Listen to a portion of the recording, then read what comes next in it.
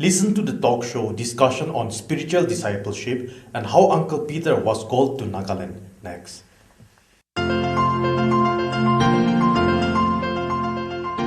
My friends, for years now, since 1997, if I recall it rightly, I've often knelt in the presence of God. Oh, God, show me more of you.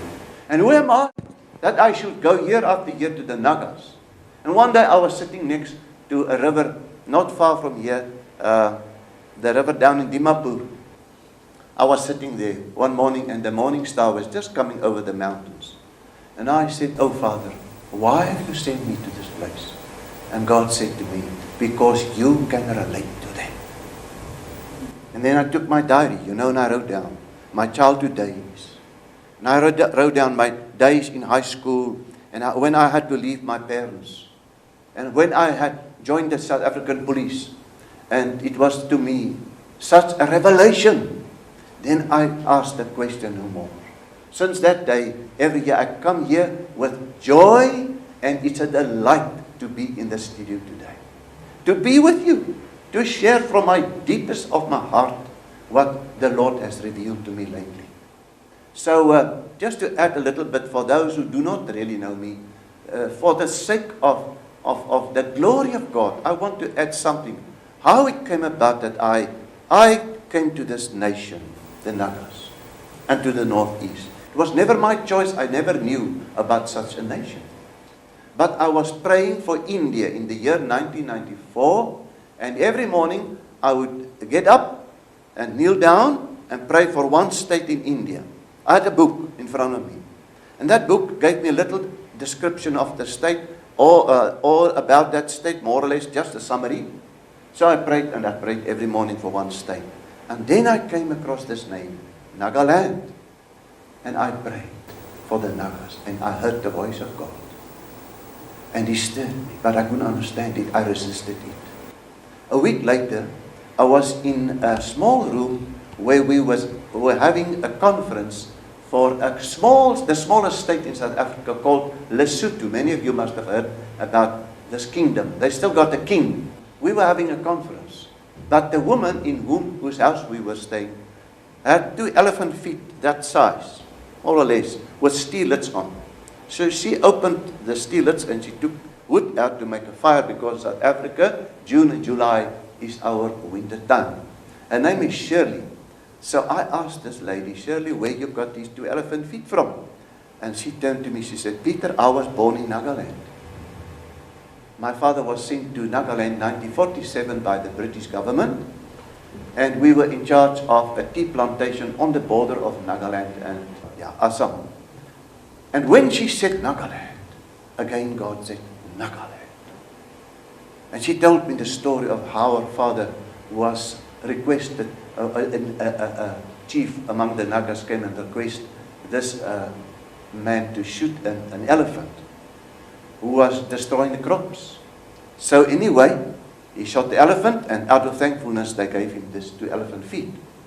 And then I went back home with a deep urgency. Nagas, but why me? A week later we were praying for South Africa. That was the year, if you can recall, October 1994, Mr. Nelson Mandela came into, as president, was elected in South Africa. So we were focusing, everybody was praying, oh please God, don't let bloodshed come over us. But I was not touched by that. I was touched by this voice of God. Go to the Nagas. So while on my face with 70 brothers, again somebody stood up behind me and he prayed for India. I thought, why should he pray for India? We are praying for South Africa, for the election.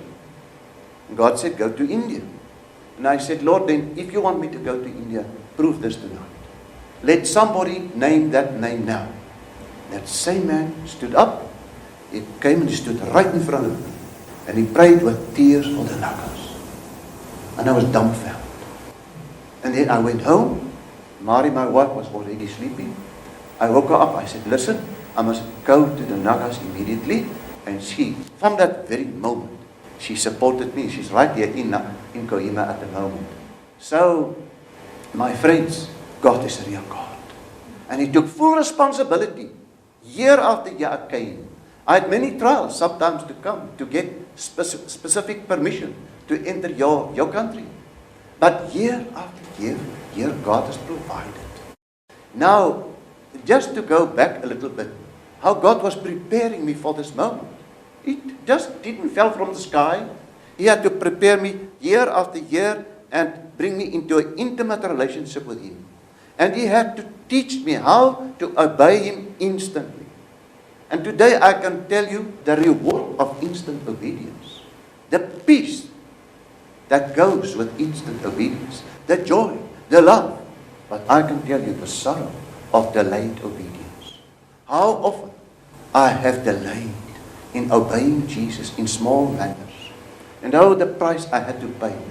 I remember one night I was sleeping and suddenly I heard the voice of God. Go and stand there on the rock before me. And I remember immediately, oh, that is a scripture from Exodus where God said to Moses, go and stand there on the rock before me. And I said, oh God, I'm so tired now.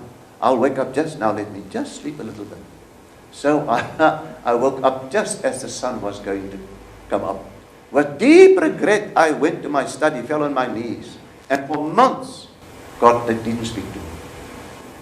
And then I learned, in minor matters, in the minutest detail, I should obey my Lord.